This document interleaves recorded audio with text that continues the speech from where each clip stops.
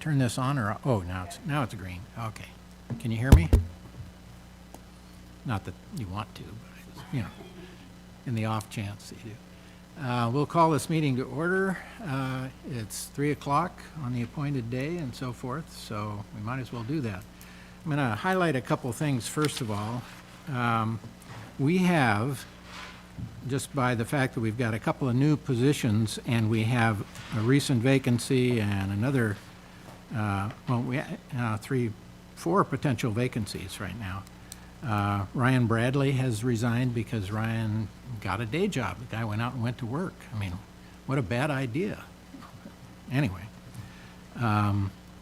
so we have 2 openings for non-Marina tenants and 1 student individual. And Chris and I talked this morning a little bit, about some of the options and people that have expressed some interest and so forth. But do we have anybody that's really pawing at the dirt as far as wanting to get involved, or? We do have a couple applicants for the Marina tenant position, Mr. Bradley's position, and we have a couple applicants for the non-Marina tenant positions as well. The one that we don't have any applicants for yet is the student representative position. Yeah, that's not surprising, but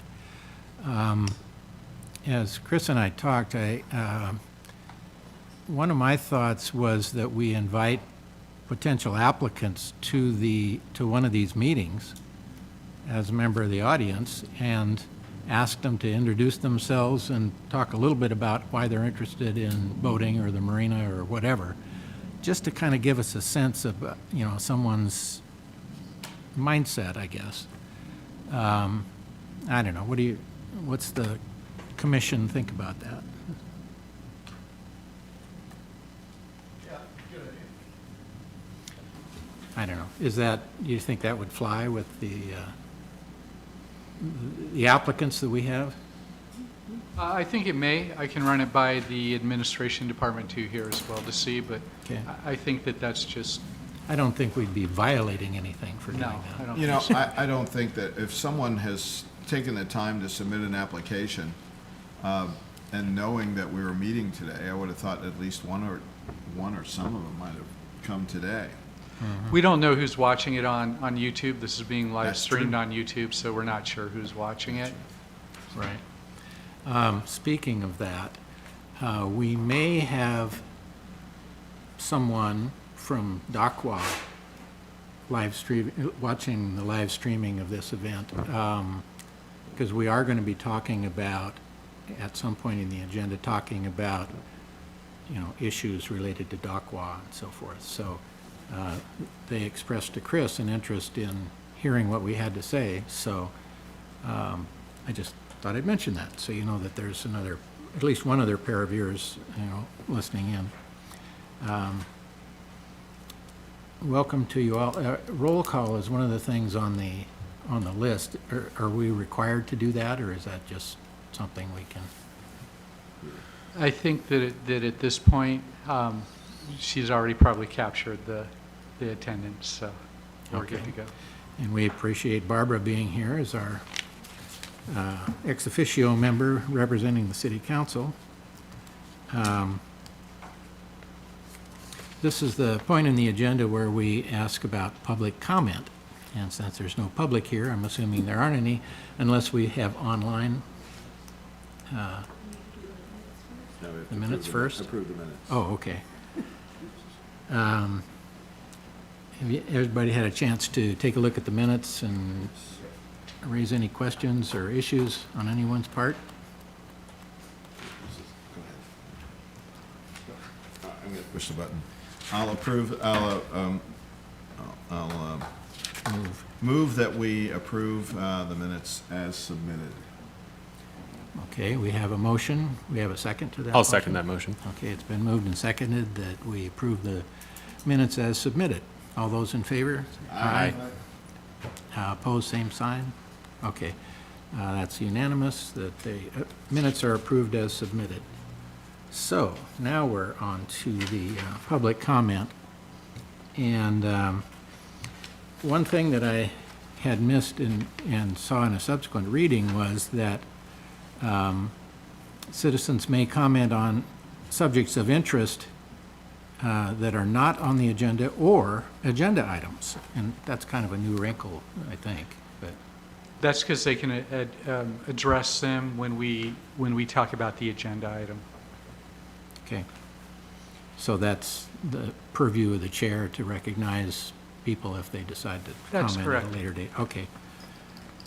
And the time limit per person is 3 minutes, and 15 minutes are allocated for that activity. So having no members of the general public here and no email comments, we'll move on.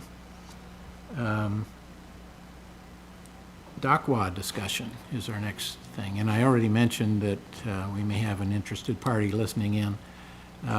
Chris, do you have any prep remarks to make? I sure do. I can just walk through this memo real quick. Just When you refer to a memo, which memo? the are you memo talking about? that's in your packet is page 9, This one. and then maybe walk through the. Yeah, the- yeah. I'll just summarize the menu. So you guys have been with us this whole journey with DACWA. Prior to that, we used the Marina program for many, many years. The Marina program became slow and antiquated, not updated, didn't offer some of the features that modern Marina software does. So in November or December of 2023, we vetted a bunch of marina management software companies, Molo, DACWA, and we had a chance to look at Scribble as well. And really our goal was to make the billing and payment process simpler for our tenants and guests, increase efficiency in both the marina and finance offices, and to utilize a cloud-based system that we could access from anywhere, not just the marina, but anywhere we were at. After several months, we did choose DACWA. It was a committee of marina staff and finance people, and it was a unanimous decision. You know, since that time, we have utilized DACWA as our marina management solution, not only for permanent tenants, but reservations. We did have a few issues right out of the gate with the software. You know, we weren't familiar with electronic means of communication and electronic contracts, and that's what DACWA was about. We knew we wanted to get there, but we didn't make it as smooth as we probably could have right out of the gate. Then, within the last several months, last 6 months or so, we had a price increase, and then we had a rollout of a new version of DACWA, and then we had the yearly contracts all expired January 31st. So we had a lot going on, and through that, there were some bumps in the road. But throughout all of that, DACWA was very responsive. Their customer service is superb. They really seem to want to take care of us and do the right thing for us. And during that time, there were many emails that were sent out because of those changes. Every time something's changed in DACWA, you get an email. We know that some of the emails were geared towards guest moorage. We believe that they've corrected that. They now have made a clear-cut line between their guest moorage and their marina management software. So we're hoping that you're not going to get those messages anymore. The big thing is they ticked all the boxes. They met all of the goals that we had set out to make. Our original contract with DACWA expired December 31st, 2024.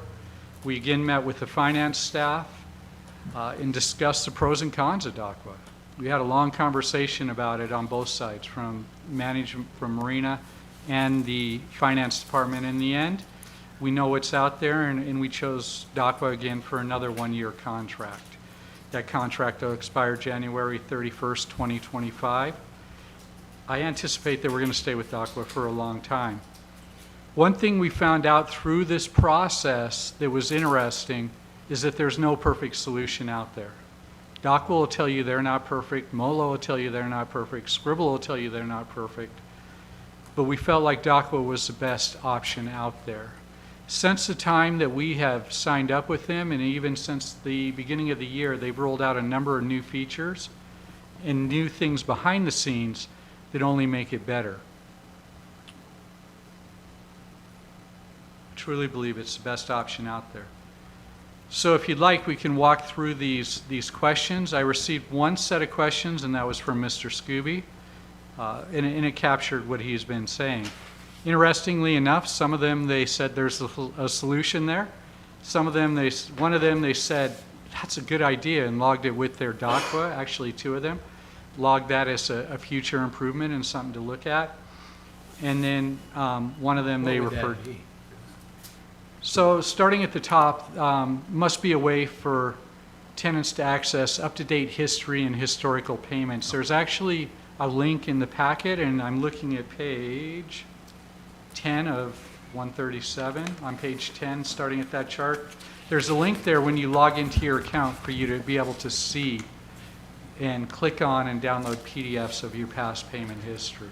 Actually, Chris, I haven't checked this out since since you sent this out, but I have tried to do this in the past, and I've at best gotten only a few months history. I can't go back, a year and find out what my payments and charges have been.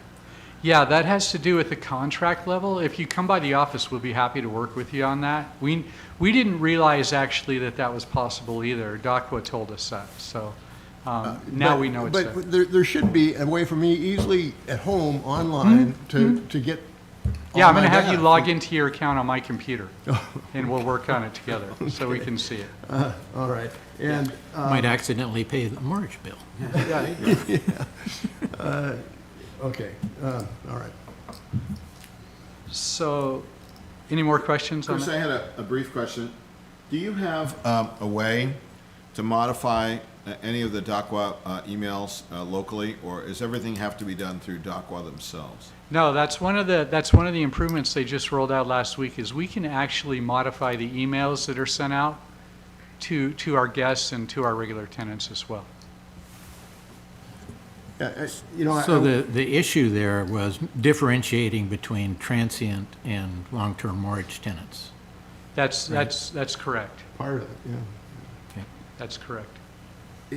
Now, have we solved the issue of getting a separate bill for electricity? That's still happening, at least as of last month.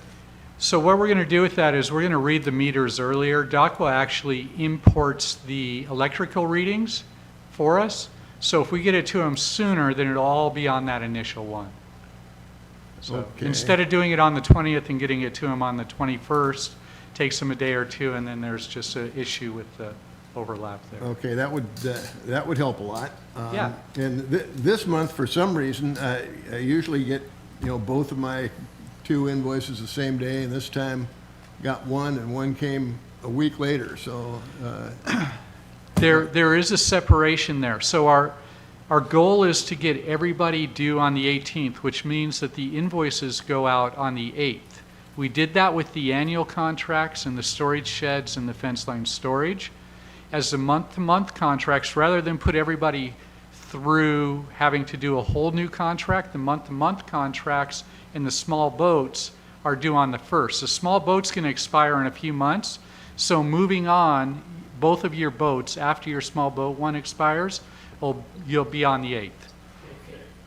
And that falls in line with City Hall when their payments are due. So this has been a progression. We've jumped into this, but we've also learned a lot too as to how we can make this better and work within the parameter of the system. So, do you want me to just walk through these real quick? Sure. Okay, sure. So the next one, all of the charges need to be combined in one invoice once a month. The way DACWA is currently set up, and this is what they told us, is that the invoices are driven off of the contract, not the person currently.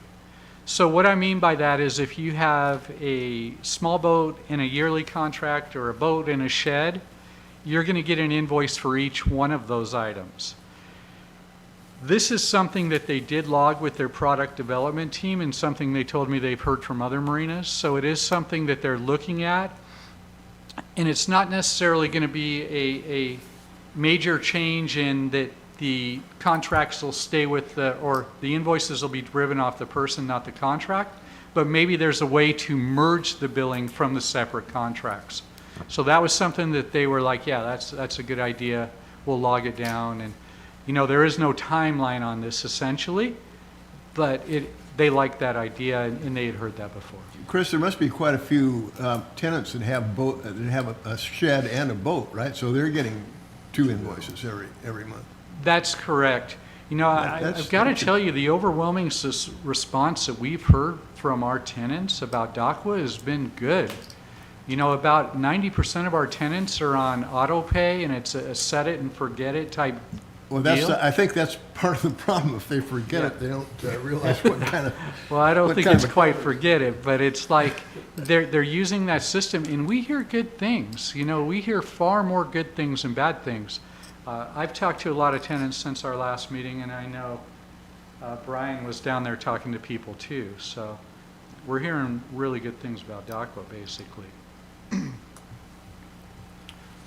Chris, at one point, the billings were for, you know, late in calendar 2023, they were for a large amount, like multiple months. Has that issue been resolved, or? So what do the invoices look like going forward? They're just monthly amounts. So what they do is include is the total amount for the year at the bottom typically, but that's just letting you know how much is there, how much you'll pay per year. The amount you pay is the smaller amount. You can pay the larger amount if you want, but the smaller amount is all that's required monthly. Chris, a question about transient mortgage with DACWA. So if someone goes to DACWA, has an account with DACWA, and just wants to make a marina reservation at the Oak Harbor Marina, are they given a slip assignment as they make that reservation or not? Yes, absolutely. So the reservation comes into the marina. We like to respond to them within 30 minutes. Usually it's quicker. But at the time of confirming the reservation, there's a little confirm button. Then the next step is assigning a slip and classifying them as a tenant. So we look at what they're requiring, if they have a special requirement, you know, bow in, starboard tie, however they want to do it. And then they'll receive emails from DACWA, but we actually also message them through DACWA that says, thanks for choosing the marina. Your slip assignment is 46. It's a bow in, starboard tie. Here's the codes to our restrooms and our gates and all of that. Please check with us before you get here. So it's kind of a custom email that we send out, and we have a little template that we made, and we just copy and paste it in and message them. Right, and they're paid in advance, right? They pay the first night in advance. That's the way we work. The second night is not charged until they arrive, or the third or the fourth or what have you. Do we have a separate schedule for events like hydros or? We do. The rates are increased for those, yes. So the Other third questions? box, oh, go ahead. No, go ahead. The third box talks about lead time between when the invoices are emailed and the due date. The invoices are sent out 5 days prior to the payment being due. That's why, Mr. Scooby, you're receiving 2 invoices. So, Chris, I think most of these are all my questions, and I think most of them have been answered. But I guess the big one still is if I'll be much happier if I can get a full accounting of all the payments and sure.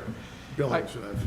Yeah, I was talking to Ken about this today, and just going through them, I think that a lot of the things that we heard are similar to these questions. So.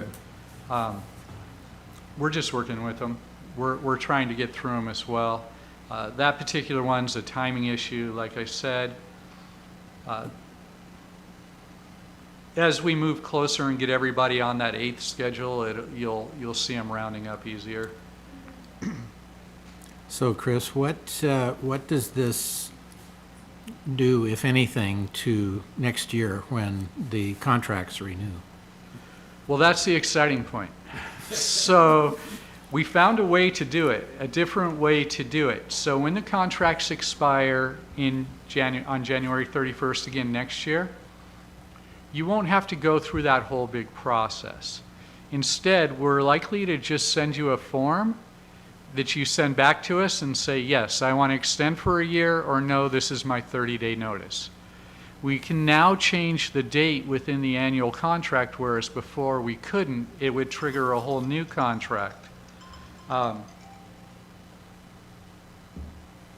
What we found is a way to do that so that when they do expire, it's just going to be an email back to us or stopping by, sign in a form real quick. It's not going to be that Do I full-blown understand process. then that they wouldn't all expire at the same date? They all do, not all of them expire. It's just the original tenants that were there on the initial start of DACWA, that so many of them expired January 31st. Oh, okay. But if you came in today and signed an annual contract, you wouldn't expire until a year from now. So there's all, as time goes on, there'll be all It's different nice dates. to know I'm not going to expire in the next year. No, we're glad you're not going to expire. Important. So. Comforting. So yeah, that's changed. That's going to be a much easier process moving forward as well. The bank payment, that's just a bank issue. DACWA can't do much with that until we receive the check. So But the issue with Whidbey Island Bank has been resolved? Yes, yes, that we knew that would get. I believe that was Heritage Bank. Heritage. Bank is their founder. So, yeah, that works out great. We've had a lot of people sign up for Whidbey Island Bank, Heritage Bank. It's worked out good. I think it's working really well. Yeah, it is. It's fine. It's, there was, I didn't even know it was available. Remember, I told you initially that it was not available. It was not, yes. It was not, and we were able to just write you a check, and we write a whole lot of checks these days. Everything just comes out of our bank account. And then one day I saw Stephanie, and she said, try setting up a Heritage Bank again, and it did. It worked fine. Perfect. That's great. So there are improvements coming, you know, slowly but surely, but they are.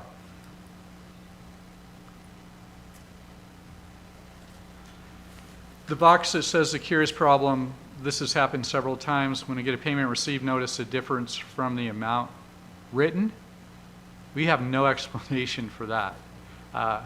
We enter your checks numbers the way they are, so that was curious to us too. Has that happened more than once or twice, or is it? Probably. It's happened to me where Probably they 3 or take 4 out. times, Yeah. but, Okay. if I get all the data together, everything always adds up. It's just that it takes a long time to reconcile that. Sure. Okay, good. This is more than I ever wanted to know about this one. And I have one more point to talk about, and that's the number of emails that are sent out. We believe that there's been a huge reduction in that. Initially, when things were happening, things were changing so much, there were a lot of emails sent out, and we know that. Some of them stemmed from our office. They weren't necessarily from DACWA. But now we believe we have that under control, and DACWA has that under control as well. So please let me know if you see an influx of a lot of emails coming your way.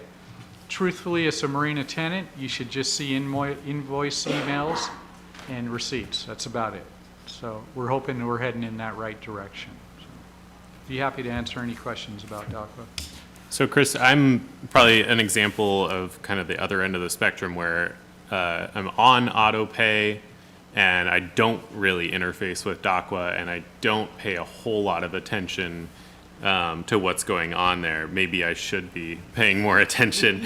I think what might be helpful for everyone would be maybe on the Oak Harbor Marina website, like a how-to guide of how to access your account and some frequently asked questions, you know, kind of, this would be a framework, these questions here, and the responses would be a good start for like a frequently asked questions document, just to help people navigate it. I think that's a great idea, and I think that's something we can work towards pretty quickly. So. Perhaps, because it's going to take some time, before we get into the dredge feasibility study, if we could take just a moment to indicate that I believe next month's meeting, that our finance director will be here hopefully the books will be closed by then for I- 2023. Yeah, they're not going to be until May 29th, apparently. So May 29th? we won't get a report from him until summer meeting or until September or August, September, when we reconvene. Okay. Yeah, unfortunately, I found that out after we talked today, so. Okay, yeah, it'd be nice to have more current information on the income and expense sides of, Yeah. both sides of our ledger. Okay, getting back to the dredging feasibility study, we've all been pretty much immersed in a lot of the discussion to date, but Chris, would you like to summarize things for us, where we are at the moment? Sure. So we recently received the feasibility study. The commission is very familiar with what's going on with dredging. We did take it to city council and they adopted alternative one, and they adopted the feasibility study, which we presented to them. The next step in this project is we're going to move into a planning and permitting stage. On the 19th, which is next Tuesday, we're actually going to be presenting a contract amendment to the council to get Moffett and Nichols started on the planning and permitting process. We anticipate that could take a couple of years. That's where they're going to do samples and permitting and do some rough designs of the dredging project. But before we got there, we had to get the feasibility study adopted. We would have liked to have brought it to the Marine Advisory Commission first, but due to the timing and which enables us to get the contract amendment and get them started on the planning and permitting, we're doing it kind of backwards. So it's already been adopted by the council, but we thought it was important to bring you up to speed on this as well. I'm going to give you the presentation that was given to the council. You've seen a lot of it. This presentation took about 20-30 minutes for the council. It's going to take us about 10. So I'm going to go through it quickly, and I'll be happy to answer any questions after we get done, or if you have a question during it, just let us know. This was given to the City Council last month. Just a little background. You know, we have to dredge every 10 years. We were last dredged in 2010, 2011. It does affect the navigability of the marina. The dredging project is an interesting one in the sense that it takes many years to accomplish. And we're hoping to get there faster than sooner, but we still have to follow all the steps, and the permitting is going to be the big holdup on this, of course. We're hoping there's no significant issues and that it just goes well. This is probably as good a time as any to raise this question, but how come we don't get any credit for this being maintenance dredging? Is that We it? do. Or- The permitting is easier. Really, the 3-year time frame is easier than Yes, sir. than the long form? Yes. This is maintenance dredging. This dredging permit is good for 10 years.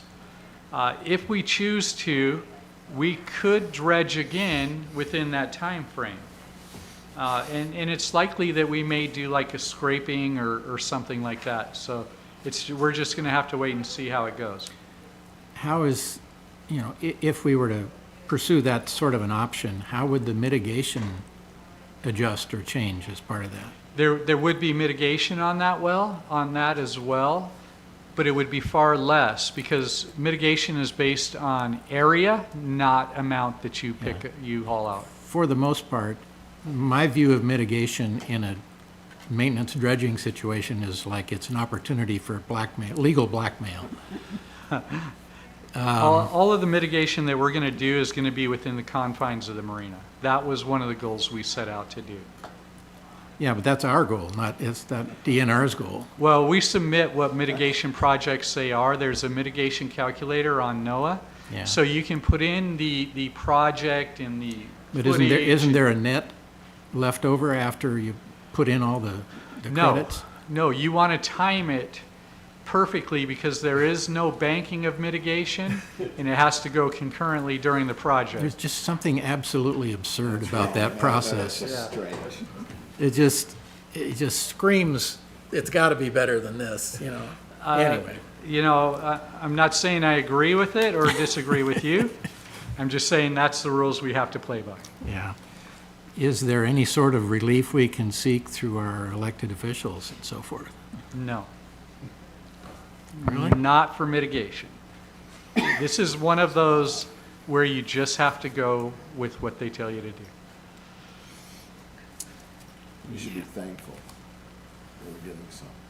But you do bring up a good point, because if for some reason we don't, say for some reason we scale the project back, we would only do mitigation to that scaling point. We wouldn't do all of the mitigation that we plan on doing. Because again, it's not bankable. So you would just be doing it out of the, you know. Well, it seemed to me that at the end of the mitigation process, we were still going to owe more mitigation credits than we were earning through the process. No, it'll be balanced. Because you can tell, they can put in the square footage area that we're working in, and the calculator gives you the amount of mitigation credits that you need to offset that. So we only want to go to that So number. we would have to scale back the project in order to meet the mitigation standards. That's if we correct. wanted a net zero then. If we did less mitigation, yes, we would have to scale Net the zero project. isn't the goal, right? I mean, we No, the can't- goal is to do the whole thing. Right, exactly. So, Yeah, Well, yeah. By net zero, I meant the cost of mitigation. yeah. Which begs the next question. How's the financing package tied to the permit process? I mean, how do you know, we can wish for whatever we want to wish for, but unless you can pay for it, we're wasting our time. Sure. So the next phase, the planning and permitting, is roughly $360,000, as I recall, and we'll be paying for that out of Marina funds. But we still have a good cushion built into that as well. Chris, Chris, I'm sorry, I know we're getting ahead of the game, but, you know, I spent the time to look through all of this, and there was no surprises, because we've all heard these numbers before. But, you know, we're gonna be looking for $12 million. At least. At Yeah. least, at the very least, in 2024 dollars, we're gonna be looking for $12 million. Yeah, I don't see a way forward for that myself, unless I'm missing something. I don't see where $12 million is gonna come from to do this, unless we get incredible amounts of help from the federal government, because I can't see this. You know, I mean, I did see where we asked for 30 million, that had 18 million for a breakwater, 12 million for the dredging. And what's the likelihood that we're gonna get funding for any of this?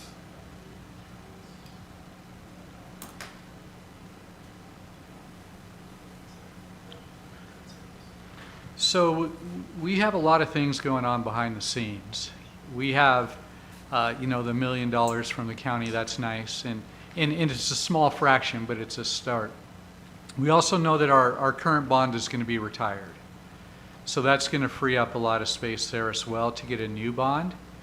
And then coupled with that, as we speak right now, our mayor and city council is in Washington, D.C., and they're going to be meeting with people, including our lobbyist, who is working towards finding us that federal funding that you speak of in different avenues for funding. So is it clear and is it signed, sealed, and delivered now? No. But we do have time to get there, and we are looking and pulling out every stop we can think of to find that money, definitely. Chris, this has been a big worry of mine, because I was really involved when we went through this the last time, or at least I was involved as a spectator, and it seems like we're going along the same path, because back then we started doing the permitting, the engineering, and we didn't have a long-term goal for how it was going to be financed. It came to the point where we spent 100% of our Marina reserves on some infrastructure just a few months before the project started. And then we ended up, we had only revenue bonds to work with, so there was a limit on that. We ended up having to curtail the dredging at about halfway through the project because we ran out of money and ran out of time. And I'm just, I'm seeing the same thing happen here because we don't have the financing locked down before we embark on a lot of expense. I can see how it looks like that on the surface, and I probably don't disagree with you that we don't have funding and we're jumping in with all feet, right, both feet right now. But I can say it's a different approach, that this time we do have city council interest and mayor interest. We have the lobbyists working behind the scenes in Washington, D.C. So I think we're taking a far different approach than we took the last time. I think last time we just kind of threw our hands up in the air maybe and said this is the best we can do. But now we're looking at different avenues and different ways to fund this. Now, say, for example, that I mean, we've got these designs on grants and so forth and federal money. Say this doesn't come through. Is the city ready to back us with general obligation bonds? Are they going to take some of the burden off of the marina tenants, or is all the bonding going to be placed back on the tenants? That's the hope, is that we'll get some city funding. We haven't asked them for funding yet. It's a little too early to ask for that, but we do know that there are some council members that largely support the marina and have publicly said that they want to do that. And we also know that the former city administrator talked about that as well quite a bit. So I feel like we have more support now heading in that direction than we've ever had. What's the amount? I don't know yet, but I do feel like we have good support there. Chris, do you think it's wise to, do you think it's wise to use the marina funds to pay for the permitting, or when you have another source, you could take it out of the county's, or is that county money specifically identified? I would assume that if it's identified for dredging, it would cover dredging permits as well. That county money is specifically for the actual construction piece. That's what they stipulated it for. Well, So the marina funds, we have a threshold we have to stay within, and that's $560,000 in reserves for the marina funds. And I think I've shared with most of you up there that I'm not comfortable going below that myself. So we have a good cushion still. We're in good shape. We have approximately 1.2 after this left in the reserves. So we have a good cushion left to move forward with this project, and just hope and see if we can find funding elsewhere. But it is a different approach, and it's a different council and mayorship at this yeah, time. I'll grant you, it is certainly a different approach from the last time we did this, and I too have heard all those city council members and the new mayor indicate what the support for the marina is, but. The proof is in the pudding. We've been doing this for a long time without any support whatsoever from the city, no financial support from the city.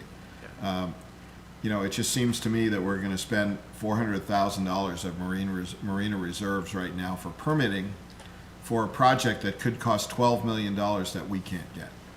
So that's a little bit of a concern for me. I share that concern. So I'm going to continue on with this if there's no more comments. So sedimentation rate, you've seen this as well. You can see that the marina, the blue is good in this diagram, and the yellow and browns and reds are not good. And this is representative of where we dredged the last time. So you can see that largely the main part of the slips are filling in quickly, and you can see that the sedimentation is filling in the entire marina slowly but surely. This is an actual image of the 2011 dredge survey, so you can see that it wasn't even completely dredged.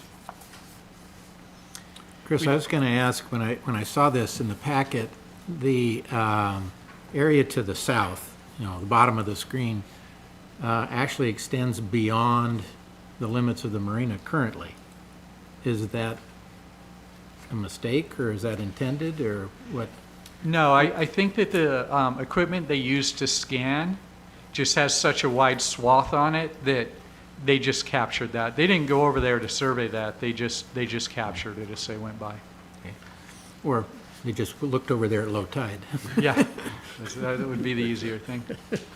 So we did that survey again in '23, and you can see where the marinas filled in even more. Again, brown, red, and yellow are bad, and blue is good. You can see that we're starting to fill in pretty good.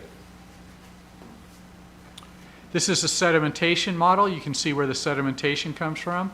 It's the bright yellow areas. You can see that it comes from the north and the west predominantly.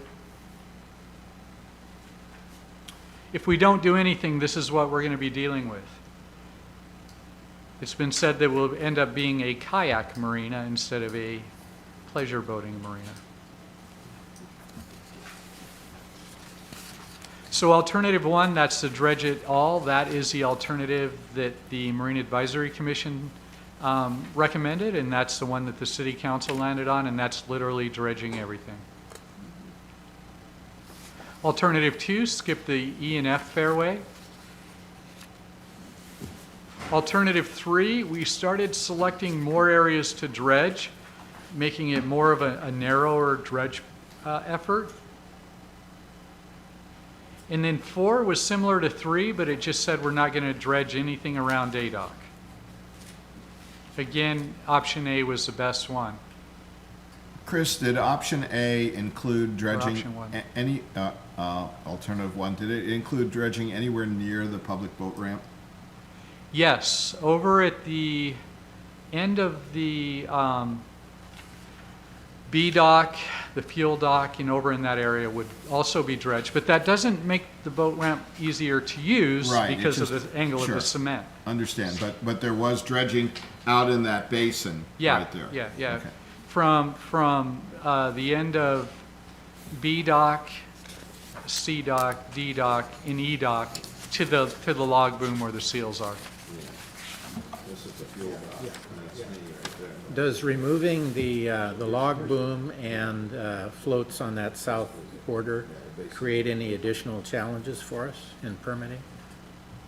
No, we won't remove that log boom. If we do that, we'll get infiltrated with logs in the marina during the high tides and the west winds. I should have been more clear. I'm talking about the barges that are submerged. Oh, the out barges? No, that's a good thing for us. That's not going to hurt us at all. That'll reduce the number of planks we see with nails floating around the marina and stuff like that. So no, that's going to be good. That's going to be really good. Thank you. As part of this dredge effort, we're going to do a small reconfiguration. We call it a light reconfiguration. And that's a reconfiguration of B and D docks. On the west side of B dock, we're going to take all the fingers off and make that a side tie area. And then on the east side of D dock, we'll do the same thing. You have to remember that it's a mitigation piece in all this. We're removing all the roofs. They're long overdue, and that's another good thing for the marina. Is that all the roofs, including C-Dock? All of the roofs, including C dock, yes. The roofs are, when you walk on them, it feels like you're walking on a trampoline. It scares me to death to have to go up there to fix them, truthfully. So we don't go up there as much as we used to. Here's an image of what that reconfiguration, what the areas will be. Again, it'll be west B dock and east D dock. We create a lot more lineal side tie space. We'll be removing the creosote piles, the fingers, and probably putting in a few steel piles to keep the dock in place. The permitting, that's what we've kind of gotten over that already. We're going to do a large permitting process that'll be at a national level, state level, and city level. Which page are you showing on the screen right now? From the packet. I'm sorry, I was trying to go through it fast. No, I still like the feasibility plan. Anything that comes with a glossary is okay by me. Good to know. No, you got a great glossary. Yeah. I found it. Well, he's on page 125. 125 it is. bring it up on my computer and keep on par with it. So the permitting is going to be a lengthy process. This is going to be a big part of what Moffett and Nichols is doing. One of the interesting thing about them is they have a whole permitting department. So that'll be helpful, and we know it'll be done right the first time with no mistakes. What Byron alluded to a minute ago was part of the issue that we faced the last time around in dredging was we were up against the closure based on forage fish and salmonoids, all that kind of stuff. There was a process in place by DNR to extend the in the water work, but the city opted not to pursue that permit extension. Do we have some assurance that that's not going to happen again? I can't assure you that they'll be up against the wall to get everything done, because there's going to be a lot going on. When we talk about dredging, we're also talking about reconfiguration, roofs coming down, hoists being shortened, dredges or barges being pulled out. If it comes to we need an extension, I'm confident that we will file for an extension and keep it going. I'll consider that a promise. I avoided using that word. We're writing it down. I can tell you that during the last dredge effort, honestly, that was the first time I had seen a dredge effort, and I didn't know much about it, but it was peculiar to me that there was a barge sitting with an excavator on the north side of the marina for 30 days. That sort of thing is what I'm more concerned about, and something that just cannot happen. They have to come in full speed ahead on this project to get everything done. So is it part of the documentation that they're going to use a dredge line kind of thing? We haven't put the big packet together yet, but there will be some specified language in there and stuff. There's a slide in here about dock removal, and I've heard about that. Under what conditions what's the benefit of that? We originally thought it would be a great piece of mitigation, but then we realized it would cost more to remove it than we would actually get for mitigation credits. So the exciting thing is, under alternative one, ADOT gets dredged, which is good. The whole marina gets dredged. But we were thinking that as boats got bigger, we could go to a dry launch system for those smaller ones, or move them up to the 28-foot slips, or do something. But again, it just didn't pan out. So. It seems like an option. I can see why you might do it, but it also feels like the marina is getting smaller. Like you're investing in the marina and then making the marina smaller. The math doesn't make sense to me. So one of the likelihoods of the future marina, of the big redevelopment of the marina, is we'll go from 400 slips down to 200, 250, something like that. But they're going to be much larger, have 50 amp power, electric recharging stations, all kinds of things. That brings up the question of when we complete these studies and so forth, including the reconfiguration, seems like we need to do a revenue analysis at the same time, because we're gonna take away some revenue. Absolutely. We already have Paul on schedule for that, and it'll be moving into, as we work with the planning and permitting phase, we'll start to open the door as well for the reconfiguration phase, what the marina should look like. So those will be going side by side. The obvious statement is that there are so many moving parts here. There are a lot of moving parts here. It's hard to keep track of it all, but I really enjoy working with Moffett and Nickel. The project engineer, Bill, is amazing. He's been doing this a long, long time. And the whole staff behind him makes you feel very comfortable. They have not promised anything that they haven't come through with so far. I'm sure they've cashed all the checks you've sent. I'm sure they have, and waiting for more. So mitigation, we talked about that a little bit, removing some of the creosote pile, taking out the barges, removing the roofs, trying to keep it all within the marina. As you might recall, last time we did some stuff down at Coronet Bay. We don't want to do that again. We don't want to have to purchase mitigation credits. We believe there's enough mitigation in our marina that we can keep it there, that while we're doing it, we're making the marina a better and safer place. Does Moffett and Nichols agree with that idea that there's enough mitigation within the existing footprint? Oh, absolutely, absolutely. And if for some reason we did have to expand out, there's pile in our bay that, or creosote, that need to be removed as well. So again, it's staying within the marina, but if we have to go out, it needs to be a benefit for our bay as well. Talking So about the approach pier to the Flintstone Park?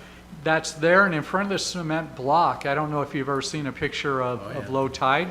There's about 40 pile driven there that are cut off at the mud line. That would be easy pickings, but would be great mitigation pieces.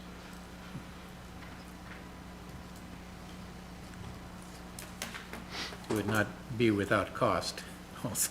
No, it all costs, but I'd rather spend money here than I elsewhere. agree, yeah, I agree.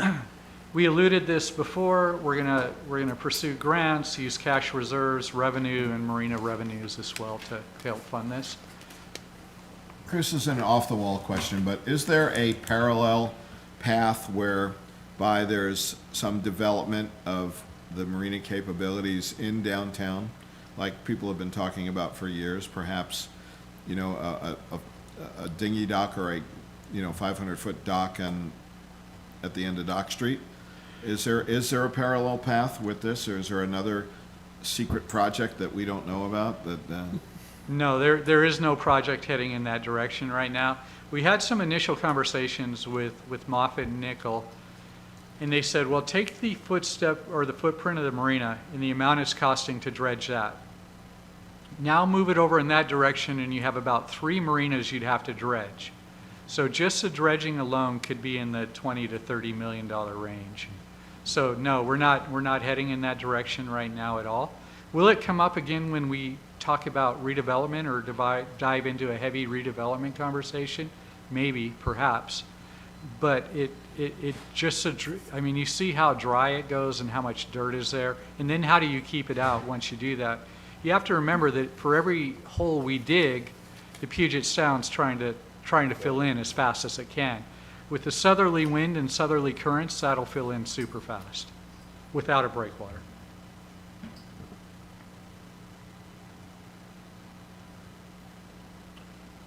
So we did do the open house. You have heard the public comment. Most people supported it. That was the bottom line. A lot of people asked how we're going to pay for it and shared the same concerns that we're all sharing right now. The neat thing is that was a great turnout. We had 47 people show up. That was more than I ever dreamt of. There were questions about Flintstone Park in there and putting it there, but it just doesn't pan out, the cost of it, before we even get into the marina.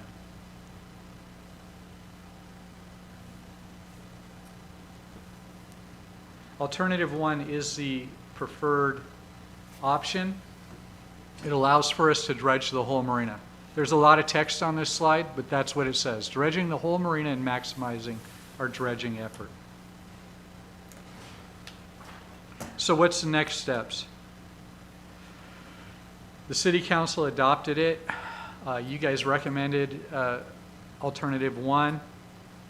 We're working on a contract amendment. In fact, that'll be presented and likely approved next week. Then they're going to dive into the projects, and we're looking at a 26-27 in-water work window. Is that realistic? We believe that it could be. That's the number that Moffett Nickel gave us. That's not a number that we guessed at, so we'll see. You know, again, I think it has to do with them having a permitting division, that if we submit the permits, we're just submitting the permits. But they know the people and have the ability to go directly to them, whereas we don't. Will we be able to get grants and so forth? Is that enough time to work on those? That's why we're working on it so feverishly now. Yeah. Okay.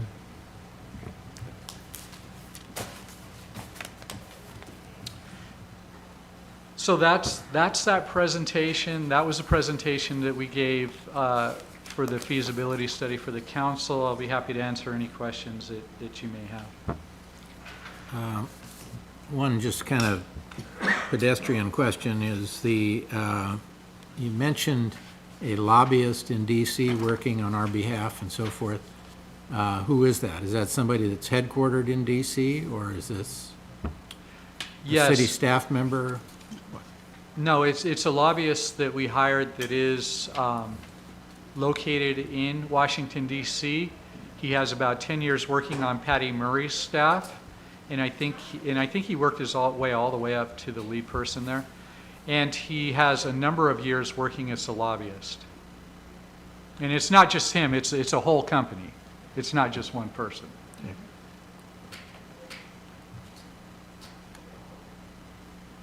Any other questions? And as I understand it, the lobbyists, the costs of that are being shared with, the Marina isn't paying for all of that, right? No, that is being spread out amongst the city. The cost is roughly $7,200 a month, but we're only paying for the portion we're using. There are other projects that he's working on as well. Do we know how much we're paying a month for his services? Not at this point, no. Brian tells me he can find out.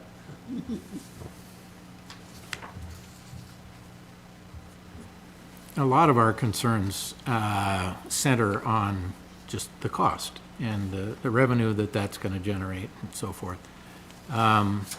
Is that a model that the finance director has looked at, or anybody else, said, okay, if you get the go-ahead on this alternative one and you can do your reconfigurations and all this stuff, what does the Marina revenue stream look like post-improvements? That is something that Paul's working on, actually, Paul from BST. So he's heavily involved in that and working out those numbers still. But it pencils out good, because you have to remember the areas that we're modifying within the marina are all the 28 or largely the 28-foot category, which is 30 to 40% occupied this time of year. It fills up in the summer, but that's just during the crabbing months. So we're going to move boats into that area that are going to be there year-round, larger boats. Yeah, I'm still a numbers guy, so I'll wait for the numbers. Yes, we'll get them to you. Any other questions? You have anything further? No, that's it. No, I guess we're not gonna talk about this, the feasibility study. I don't know if anybody waded through all this. This was amazing. I didn't want to dive deep into that because we could be here for hours, but I'd love to hear your comments Oh, on it. I thought it was remarkable. I mean, I've been in Oak Harbor for 44 years and in the marina for 24 years. I had no idea half of this stuff took place.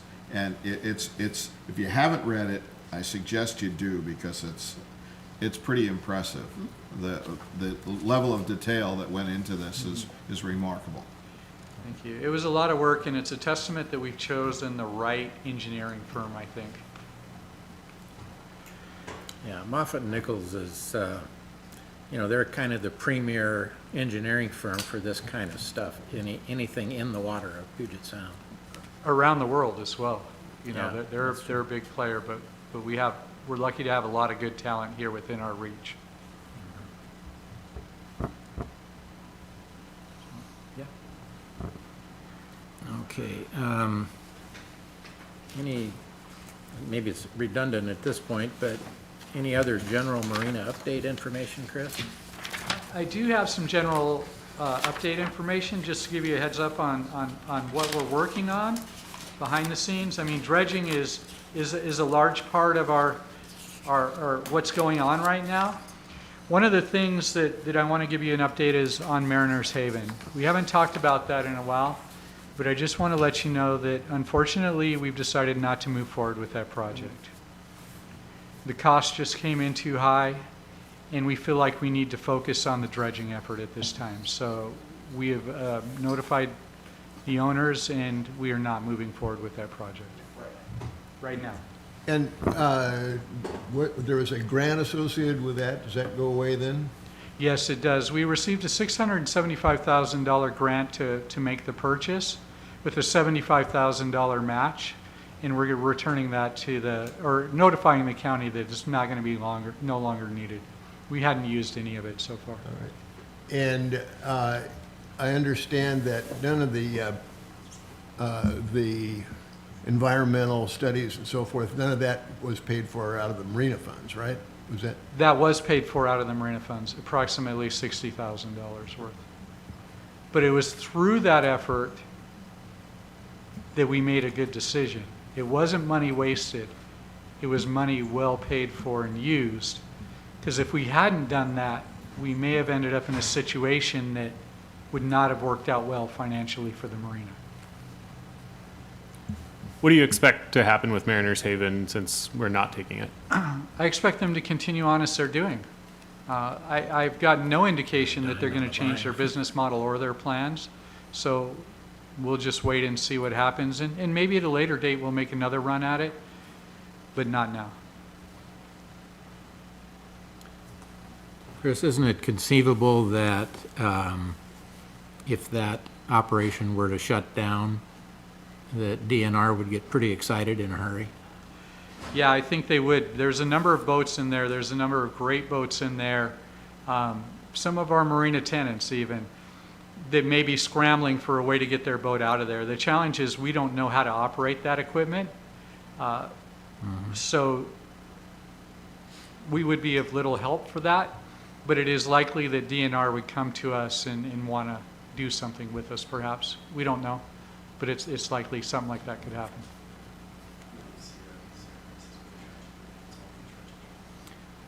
We spent some time today, Chris and I, talking about dry storage in general and how we could really utilize the area to the east of the current fence line that's not being used by the Navy, and talked about some names of people that purport to have some contacts with the Navy and stuff. But it would have to be an appeal under the guise of, gee, be a good neighbor and give us some of this disused land that is just sitting there growing weeds. Yeah, that's a game changer if that would happen. That's an immediate revenue source, positive revenue source. Well, and we for us. could, the thing that occurred to me was that it would be an immediate case where we could afford a capable lift system. I mean, it would be a requirement to move boats Right. around and so forth, Right. but that could solve a lot of our issues that were attractive for us in considering the purchase of the yard, Yes. to pick up some storage space and perhaps some equipment that would facilitate moving boats around. I understand that's in question right now, whether they're really capable of doing that, but Right.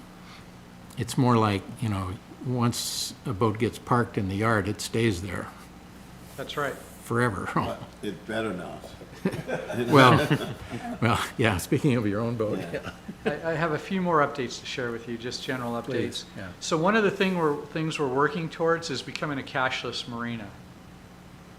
That means that we wouldn't accept cash, essentially. So through that process, we're looking at the places that we do accept cash. We're looking at our ice method now, the old ice machine in the hallway there. We're actively pursuing adding a new ice machine to the marina property, one that you put a credit card in to pay for, one that you don't not pay for, and one that's a whole lot more sanitary than the one we have. So we're looking into that method. We're looking at adding credit card readers in our laundry room, on our washers and dryers. We're exploring how can we collect payment at the launch ramp? What can we do there? So we've designed an envelope where a person could write down their credit card information on there, and then once it comes up to the office, we shred it, and doing the same thing out on FDOC. And the fuel dock as well? The fuel dock, we wouldn't accept cash either. We recently went to Everett. They've gone to that model. There's about probably 4 or 5 other marinas that are targeting that by the start of this boating season. For us, it makes sense. That's one of the sensitive areas for the Washington State auditors is how we handle cash and how we move it around the marina. We move it a long ways, truthfully. So we think that this will make us more adhere to more of their standards, but in the long run, it's going to save us money. Just to give you an example, every Wednesday we collect the quarters at the marina from the various places we get quarters. It takes 3 people. It takes approximately an hour. By our estimates, to collect that $40 worth of quarters, it's costing us about $125 a week. Using these new methods where we're using credit cards, it's just going to be streamlined right into our system. So that's why we're doing it and looking at different ways of doing that. You know, I've seen boat launches, launching ramps that have, yeah, Everett and Bellingham. They have automated launch fee collectors. Yep, that's the ultimate goal. I don't know if we'll get there this year. It may go into the next budget cycle, but that's what we want to do. Cornet Bay has one as well, where you put your credit card in, it gives you a ticket, you put it on your dash, that sort of deal. That's where we want to get to. Is that wireless technology or? I believe it is, yeah. Behind the scenes, we're working on that. We're also getting ready for the summer, hiring our summer help, advertising in Northwest Yachting. We started that a few months ago. We are getting a lot of reservations in. We're looking at our signage around the marina, trying to improve that, put up some banners out on the breakwater giving instructions where reciprocal is, welcome to the marina, guest moorage this way, that sort of thing, make it easier. We have a whole bunch of bikes that we got from the police department, really nice bikes that we're going to be commissioning and putting those out for people to use. And then behind the scenes, we're doing the normal marina stuff that you can do in the spring. Cement, working on log booms, pile hoops, fixing up some of our shallow water markers. We're going to be having the boat and Waterloo bottom painted. They're about due. And then we're going to jump into pressure washing here pretty quick with a vengeance as well. So, Wasn't there an issue with zincs out on FDOC, the sacrificial anodes? there are a lot of zincs on there, but they're in good shape. They're fine. Oh. To change all those zincs is about $40,000 or $50,000. With previous divers, we had done it in phased approaches, but we're feeling pretty good about it right now. Chris, you mentioned cement, concrete repairs on the docks. Yes, Yeah, it's becoming really serious, as you well know. yes. What are we gonna do about that? So in areas kind of out towards the end of B dock where it's a complete cell failure, Yeah, we're going to take all of that cement off and pour new cement in the entire cell. That's something different than what we've done in the past. We're going to take the rebar out, we're going to take the wire out, we're going to try and see how it goes laying all new concrete on those floats out in that area. It's going to be a challenge, and we've talked to other marinas who have tried it and they've had limited success with it, but we do things a little differently. So we're going to give it a shot, and we're going to try that out in the areas that are farther away from the main walkway first to see how it goes and how it lasts and stuff. But that's what we're going to do. What's the impact on buoyancy of the floats? Well, the foam will still be there. I'm just talking about the top part. Yeah. surface. The surface is only maybe an inch and a half thick, and that's the failure point. They've cracked, and moisture is getting up underneath there, and when it freezes, it breaks them out. That's what's happening. And once it starts to break, as you walk on it and as they move, it breaks more. And it exposes the conduit as well. The conduit in some places is only a quarter or half inch underneath the cement. Right. So we're going to try and figure out a way to reinforce that. We don't have all the answers at this point, but that's what we're going to have to do with some of them. Okay. Anything else? That's the update. Okay, any questions relative to the update or anything else that's come to the mind of the commission? Okay. Under future agenda items, we can just kind of put one out there as the state of the finances of the marina, because, you know, at some point, we're gonna need to know exactly what's going on there for bonding requirements and so forth. even though we know that it's not sufficient, the income stream is not sufficient to do what we're planning to do, and that we're going to have to do supplemental financing and so forth of some sort. Any other future agenda items? Well, I have one. Chris, I notice on your city administrator's report, every month you indicate the monthly marina revenue. Yes. I would love to know what it is, what it was. I don't remember. I did look at it, but I don't remember what it was the month before. And if we could look at that on a cumulative basis, I think that would really help us to see where the marina rate increase, how it affected our monthly revenue, and then watch the fuel being sold. I'd like to see that monthly. And if we could compare it to the month before, that would really help. Okay, we can do that. I think for next month, what we can do is kind of a light financial review. I can't give you the end of 23 numbers, but I can give you what's up to date at this point. The finance director would not be able to attend for that, but I think as we've done in the past, we can discuss it amongst ourselves and get a general understanding of what's going on. We had a lot of large unexpected expenses last year, so it'll be interesting to see how it's all going to play out in the end. And would that also include the anticipated, like point of sale equipment and that sort of stuff, as part of the budget for next year, or? Well, we haven't started on the budget yet. There's been emails coming out of finance to get ready to start it, but once we start that, definitely let you gentlemen know. It's March. Yeah. The budget, we do it for every 2 years, so it's coming soon. Okay. That's actually what, one of the labels of the email was, that it's coming soon, so be ready. Okay. Well, we're ready.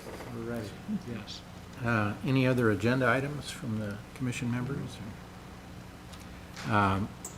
The overriding one is how are we going to pay for the improvements, the dredging and so forth. So updates on that type of activity would be welcome. As soon as I get that information, I'll yeah. certainly share it with the commission. Our next meeting is set for April 8th. And are there any other comments from the commission, or? I won't be able to be here the 8th. That's the total eclipse day. You're having your own eclipse, I shall be down in Texas watching it. Oh, okay. So, yeah, I guess we need to continue to press for adding the additional members, whether they be, tenants or otherwise. So, that being said, we'll Move that we adjourn. accept a motion to, adjourn. A second? Been moved and seconded that we adjourn. All those